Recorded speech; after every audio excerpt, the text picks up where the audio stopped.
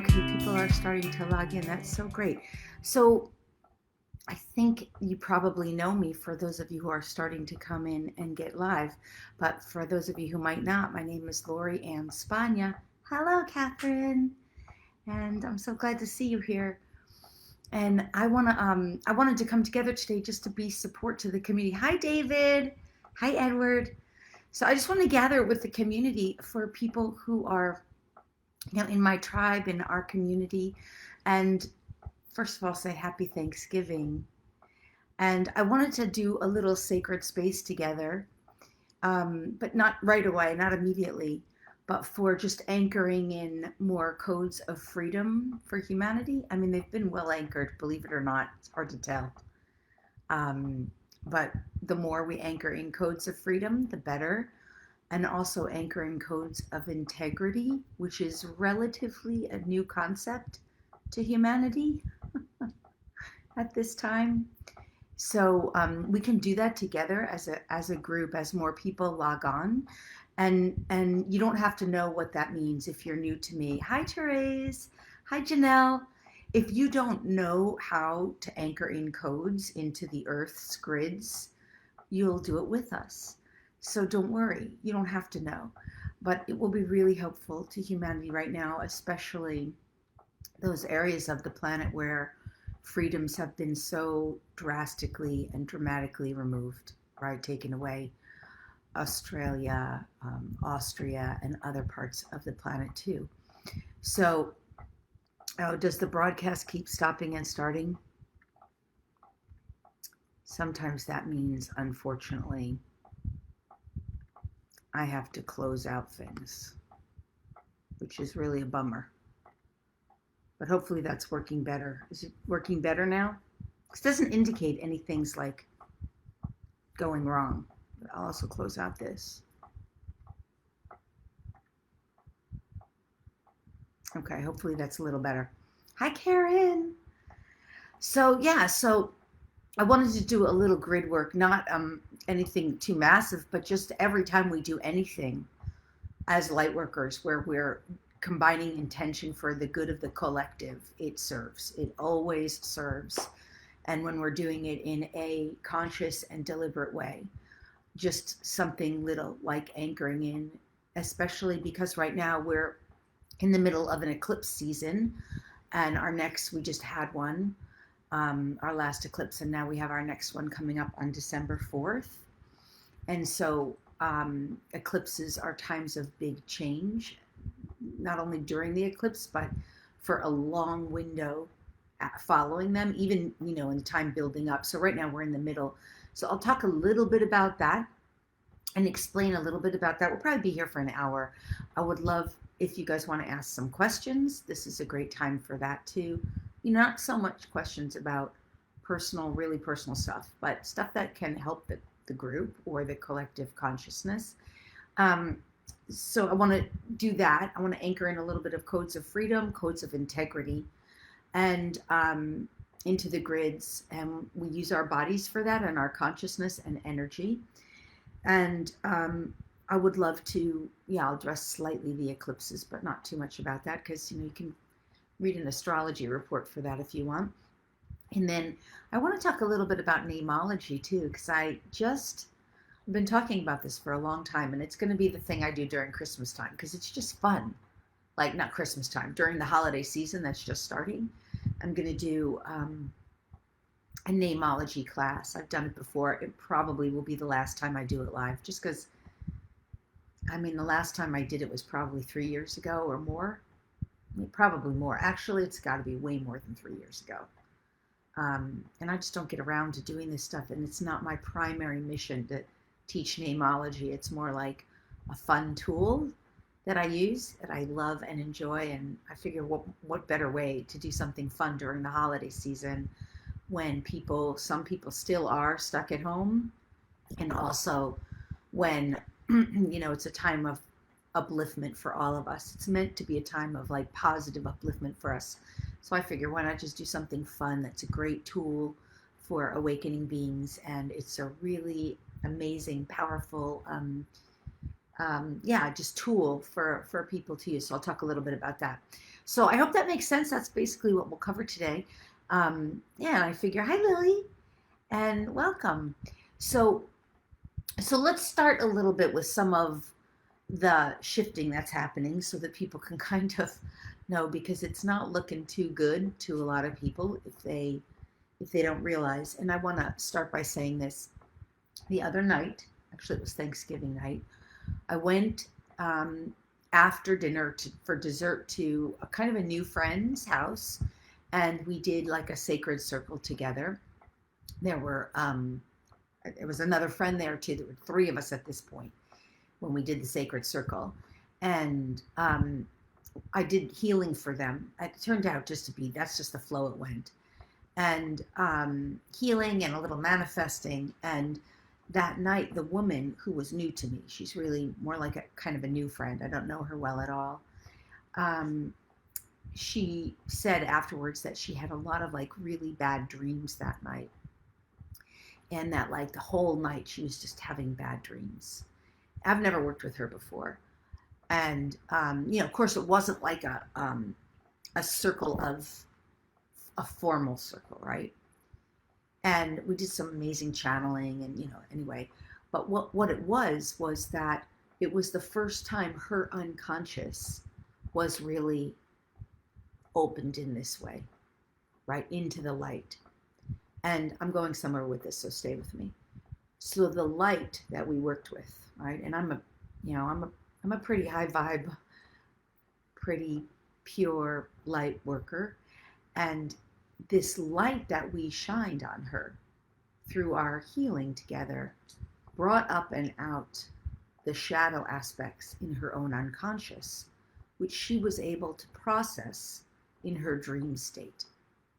And even though it was a dream, her unconscious was able to navigate that stuff as it was being removed from her field, right? Because sometimes when we do a healing, it's not like automatic.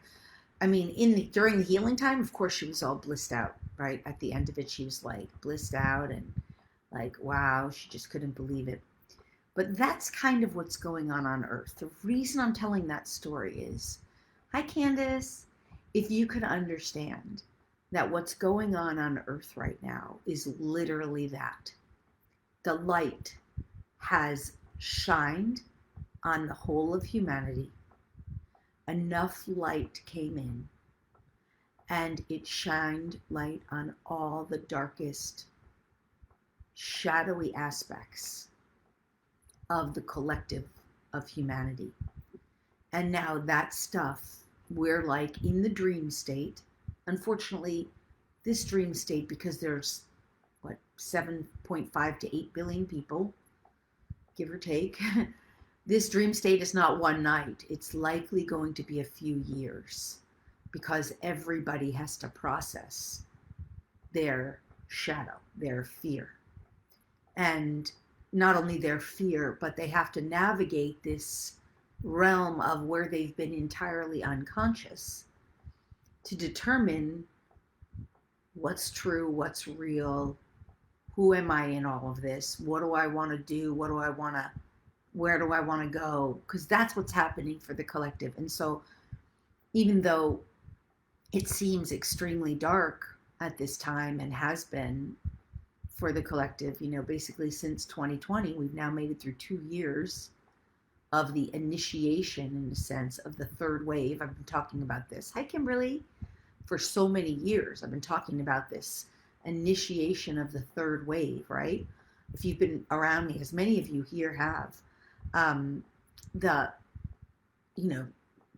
third wave, I was talking about this 10 years ago, and I was talking about the bifurcation of reality over 10 years ago. So that's in a sense what's happening. I'll talk about the bifurcation separately, but so enough light was shined by the light workers. And this is like, okay, I don't want to go too far off track. There's so much to be said about this, but this is like what was building up to 2020, right? So this light shined, and now all this shadow stuff is exposed.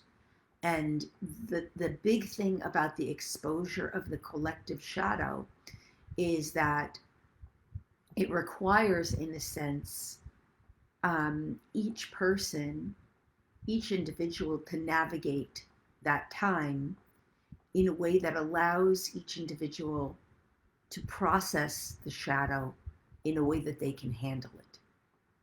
And so one of the biggest parts of shadow, unfortunately, that we haven't really even become aware of is the collective carpet sweeping, right?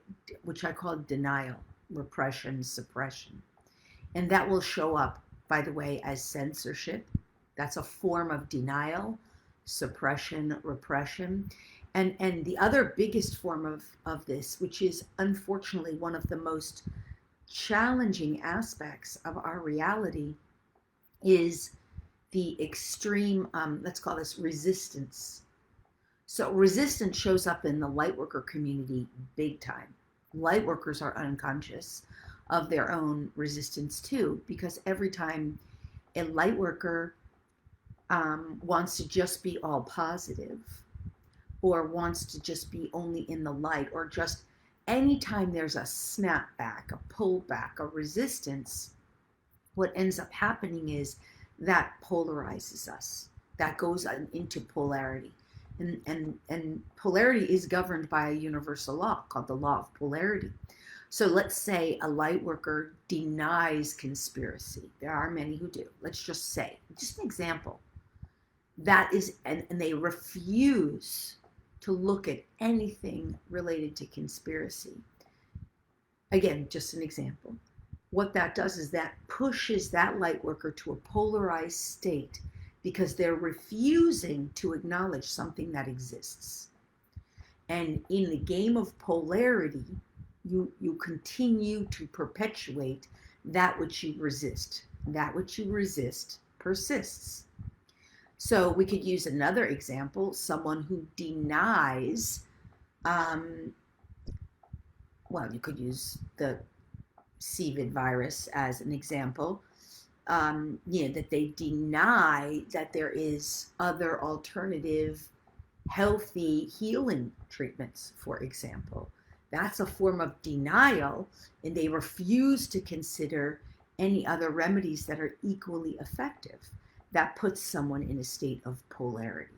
Now, as long as the polarity continues to stretch, that game of polarity puts us in resistance, division, reaction. So what is the solution for a conscious, oh, Lily, you're so sweet. She says, you're amazing, Lori. I'm grateful for your live session. Always a pleasure to see you. Thanks, Lily. So what is the solution is when we're talking about, hi, Elena, when we're talking about something that gets so polarized like this, and we can see it everywhere in the world. I mean, I just gave two examples, right? The solution, does anyone know what the solution is? Put in your comments. It's fun to interact with you. Oh, it's so fun to interact.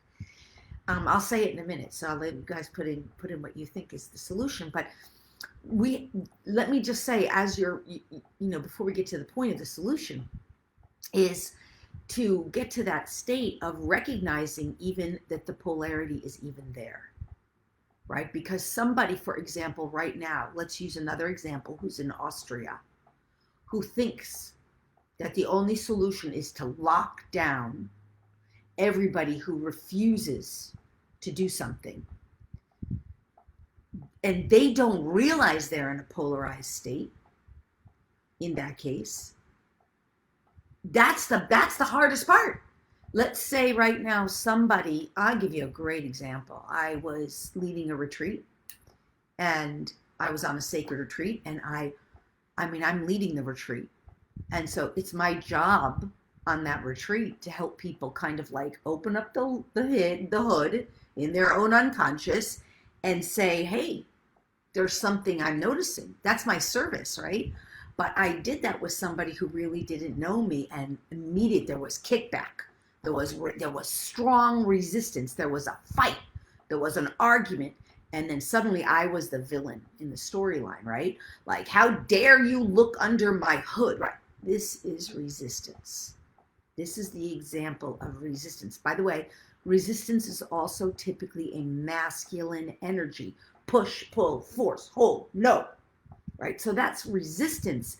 So that's overly masculinated energy that polarizes because it's not allowing the divine feminine, right? Which will bring balance. So David, you're absolutely right. I didn't see anyone else's answers. But the answer is the solution that I was referring to is divine neutrality. And the energy of divine neutrality, which by the way is also governed by the law of polarity with a sub-law, universal law of neutrality, divine neutrality, universal, still part of a universal law of quantum physics. Neutrality is what brings into balance. And so when we get into these extreme polarized states in our own personal world, we as light workers have to, not just as light workers, as humans who want to survive and thrive, period. Forget the word light worker. As humans who want to survive and thrive through these challenging times, we must find within us the sacred neutral, the divine neutrality. If you're into quantum physics, the zero, right? It's anything that where we feel not polarized, but not because we're resistant or struggling or forcing. And yes, Hans, open-mindedness, totally true. That is an aspect of it. But open-mindedness, and that is a willingness, right? That is a willingness. I'm willing to consider what I might not know. I'm willing to consider an energy that I may not have experienced. That's a great example, open-mindedness. But it's only one aspect of divine neutrality, or the 0 point. So the way we come into the 0 point best, like best of all, is through process of meditation and healing combined, and a transmutation of energy, right? Because when we go into the meditative state, we can identify any energies of resistance without even necessarily having to label them. Sometimes it's important to label them, sometimes it's not. And we can essentially remove that from our field through this connecting with energetic frequencies of divine neutrality, which are, again, feminine energies. So part of resolving this polarity we're going into is by identifying the divine feminine, the sacred neutral, and allowing that to replace our areas where we polarize. And that includes anywhere we deny, we resist, and judgment too.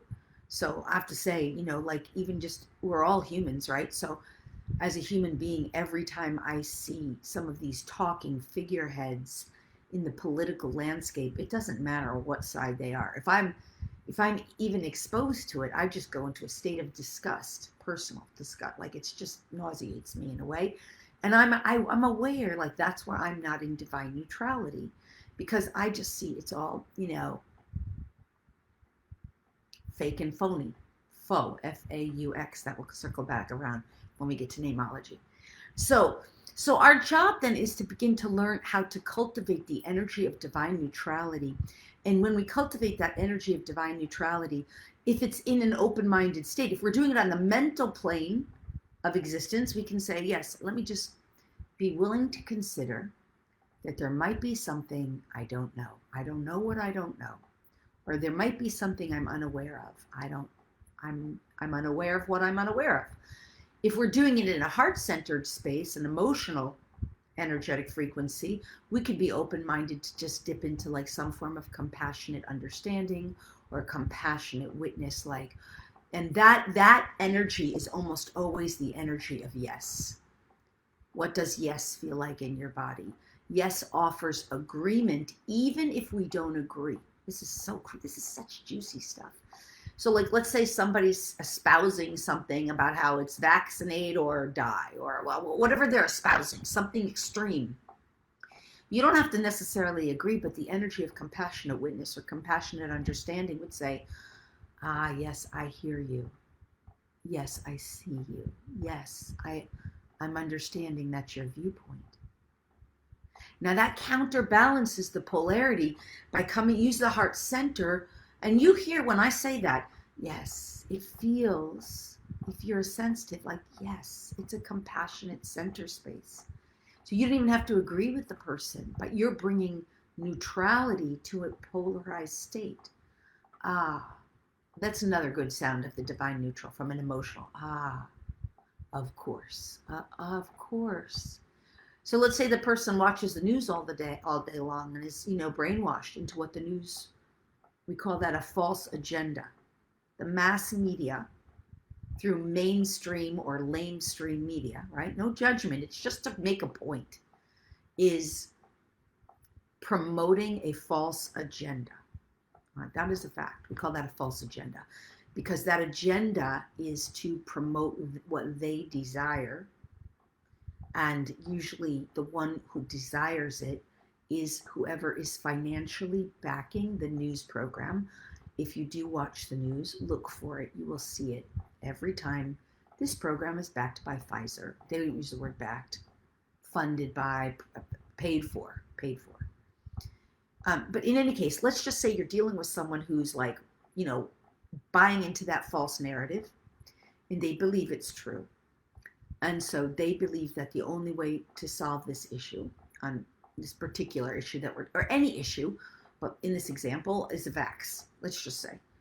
And in that moment, you don't have to agree necessarily, but you can say, I understand that, why you would feel that way. Now you're neutralizing.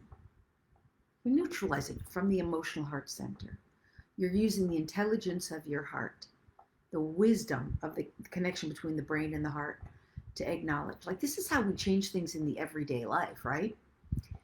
And we get out of conflict and duality. We get out of the game of polarity when we do that. So I hope that makes sense.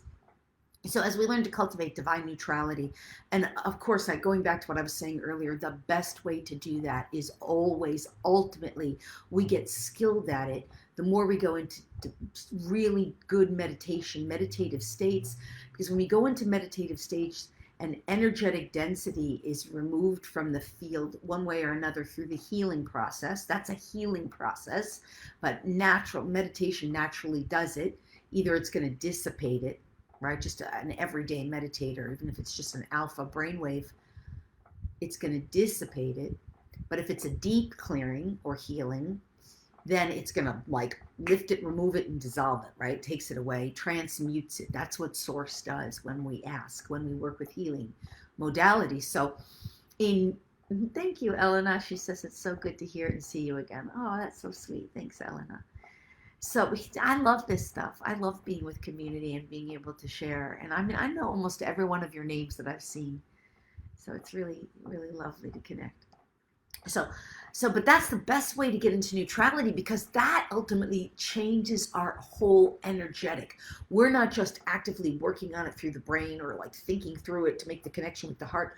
We become the change.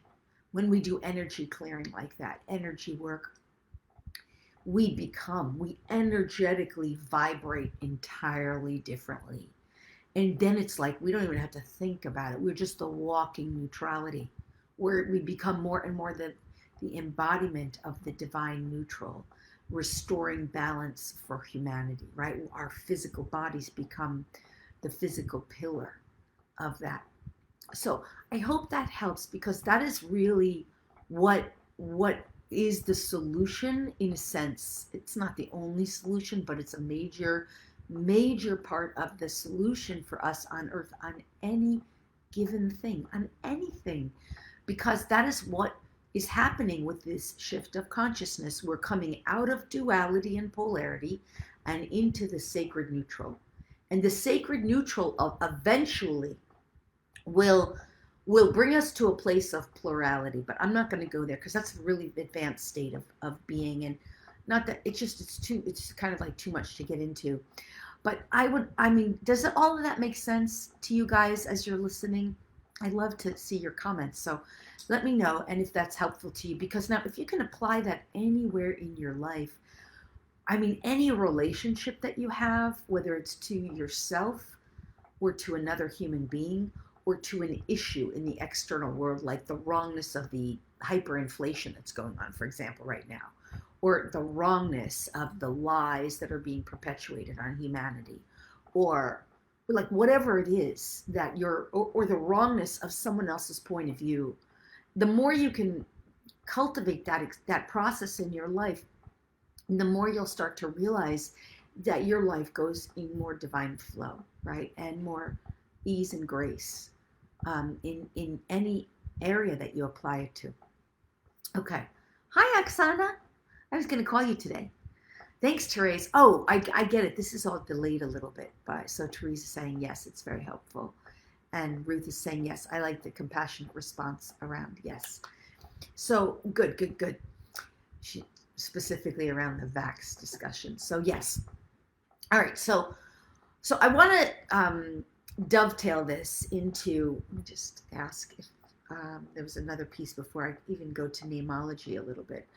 Because it was something else I wanted to address.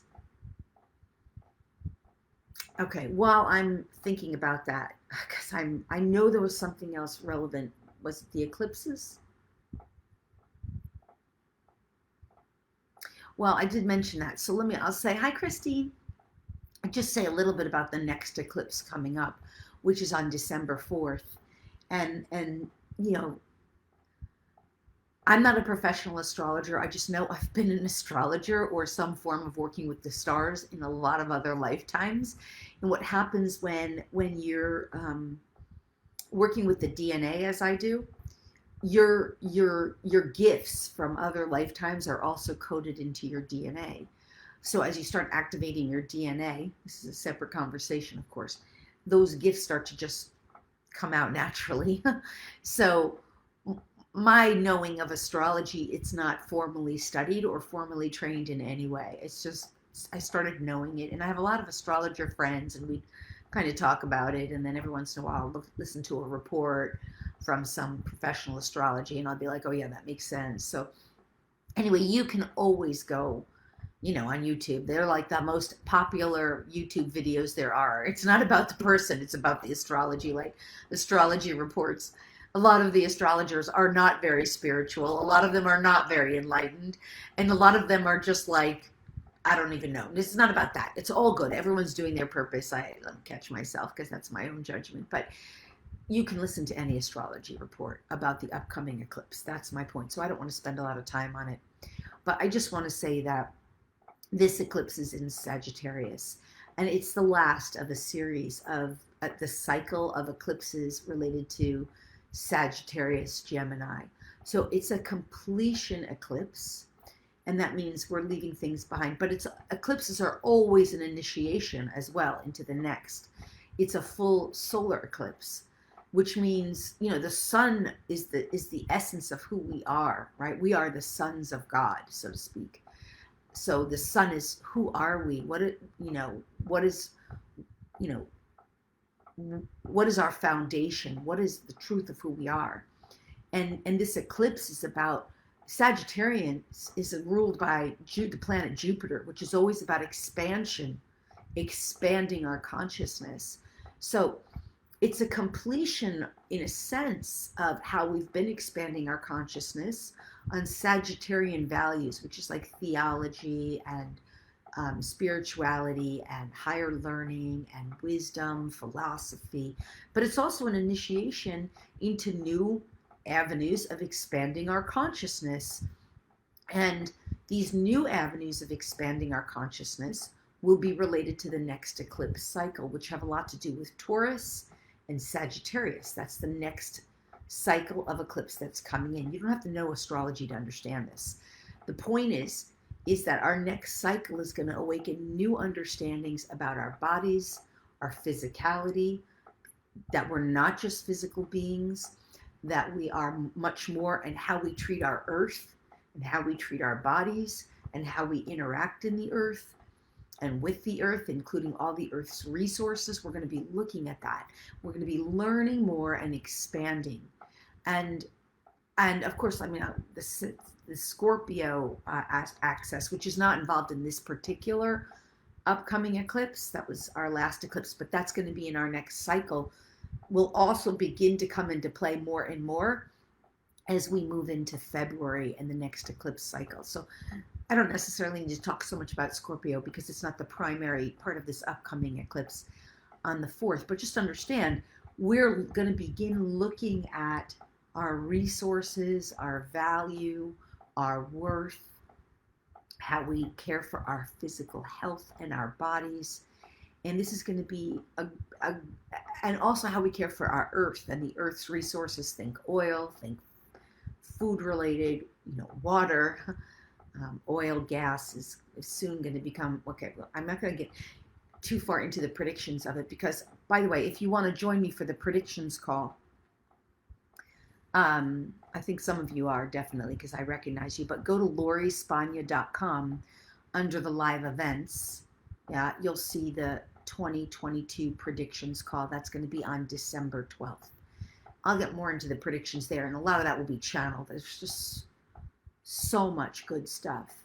But this is not about predictions. So it's just more just to help you understand the direction with regard to this eclipse cycle of what we're going to be dealing with ahead. And the main thing I want to say when we're talking about worth and value and resource of body, resource of mind, resource of the essence of who we are, the thing is to really, and the resource of Earth, Mother Earth, is to really understand. And I mean, I think if you're in my community, you've heard me say this, you likely know it. Some of you definitely embody it, but this is absolute truth. We have worth and value because we exist. We are worthy divine beings simply because we exist, not because we have to earn it, not because we have to prove it, not because we have to be slaves to an economy that is built out of an old system that's for the benefit of the few to the harm to the many. We have worth and value within us. And not only that, we are the essence of love. We are love. Like love is our worth and value, is our consciousness, our awareness, our energy, our life force, our existence. And that is a precursor to what humanity is going to be learning over the course of the next year. So I hope that's helpful.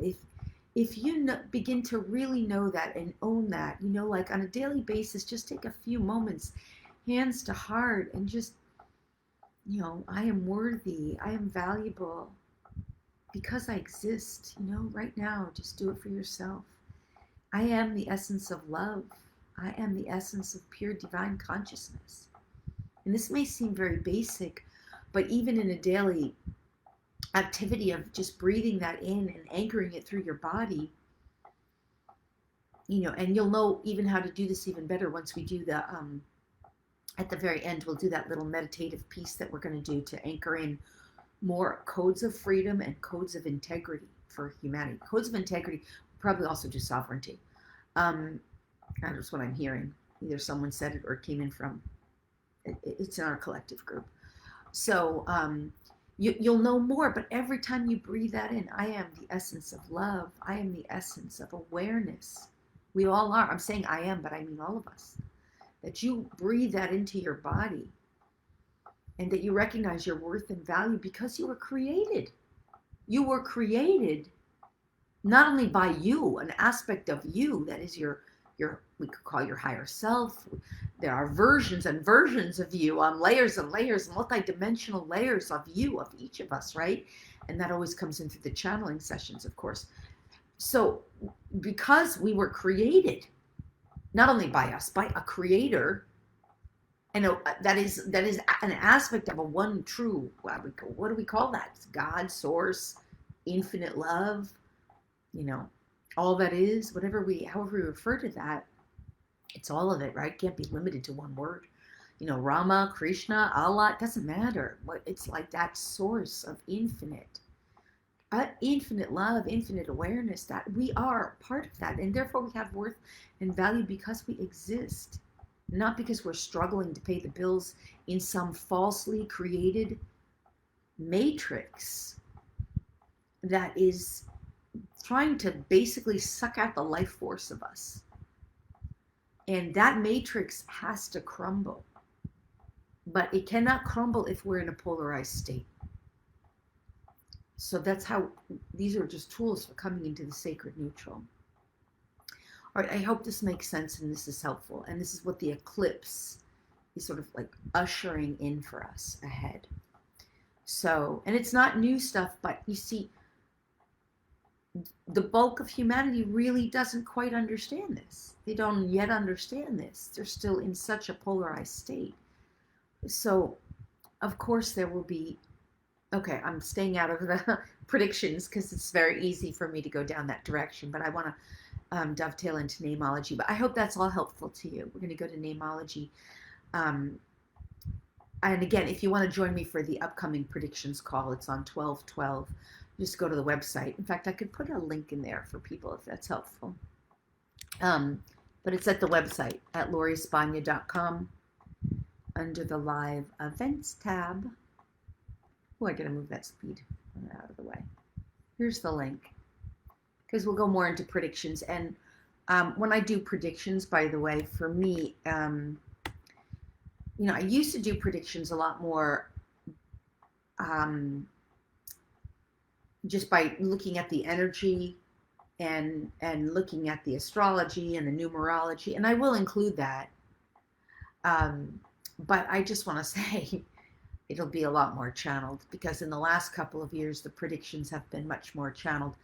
And by the way, for those of you, Kimberly, I know you were, who were with me for the very last 5-week Ascension support, or was it the last one or the one before that? Anyway, it was the one before. It was quite a while ago, because I do these 5-week Ascension support groups. The next one for that is coming up in January. I'll give you the link for that one too. But before the current president was elected, there was channeled information on one of those that came through very clearly who would be elected, and it was the one who is in office right now, and exactly what would happen to him and what would happen. And so far, it's right on track. Anyway, that will come out during the predictions call too, but that was channeled information. And I mean, there's so much more channeled stuff that's we just don't have time to address right now. So that will be covered during the predictions call. All right, but let's go to a little bit of Nameology. And I wanted to talk about this in particular because I'm going to do a couple public figures because it's one of the most fun things to do. When you have the tool of Nameology, it's a tool I've been using for a long time, but I sometimes forget to do it. So what Sacred Nameology is, and I'll also put the link in there for that as well, for that class coming up. So Sacred Nameology is literally the energetic study of names. Now, and what is revealed about a person through their name. Did that work? I guess there's a little delay. Oh, you know what? I see. Sorry, I put it in more than once. I didn't see it went in. So every person, if you don't know this, it generally really is true that every soul picks their name, and that includes our animals too. The soul, although with animals it's easier to kind of change it. If they get a different name, they'll accommodate and adjust for their human because they're working with the human's energy anyway. But for us, we pick our name.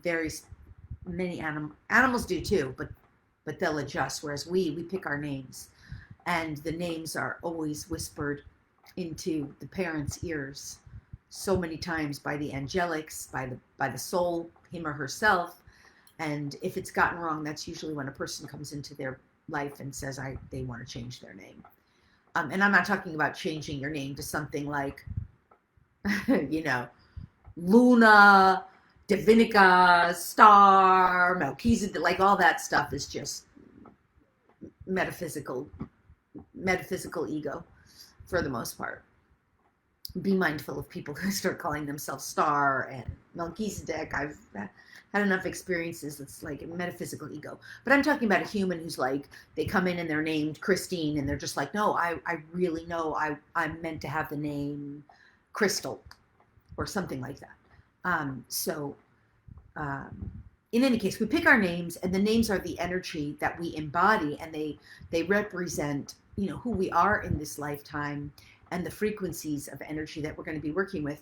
And it's important to say that sacred nameology is not the same thing as numerology that attaches numbers to names. I know that too. Like I teach that in the numerology class, which I may do as a bonus, or, you know, a discount, extremely discounted bonus, or as a bonus with the nameology class. But that is different. That is not sacred nameology.